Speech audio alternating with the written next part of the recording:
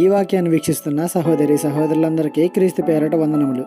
ఈరోజు వాక్యం ద్వారా దేవుడు మనతో చెప్తున్న మాట: పాపులను చూచి నీ హృదయమునందు మత్సరపడకము, నిత్యము యెహోవా యందు భయభక్తులు కలిగి ఉండుము.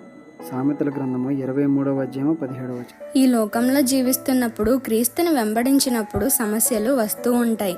మనం అనుకున్నట్టుగా మన జీవితం ఉండదు. కొన్నిసార్లు క్రీస్తుని వెంబడించిన వారు ఉన్నంత సంతోషంగా మనం ఉండలేము. వారు చాలా తొందరగా ఎదిగిపోతారు. అది ఏ విషయంలోనైనా సరే అంతే తొందరగా పడిపోతూ ఉంటారు కూడా.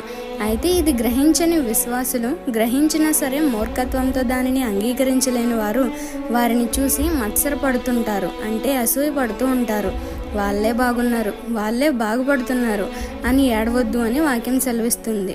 మనం దేవునిపై ఆనుకొని జీవిస్తే, ఆయన యందు భయభక్తులు కలిగి జీవిస్తే క్రైస్తవేతరుల జీవితాల కంటే మన జీవితాలే బాగుంటాయి. క్రైస్తవ జీవితం జీవించడం చాలా కష్టం అని భావించడం వల్లే సరైన జీవితాన్ని జీవించలేకపోతున్నాం. ఆ భావన మనకు పోవాలి. దేవునితో జీవితాన్ని ఇష్టంగా జీవించాలి.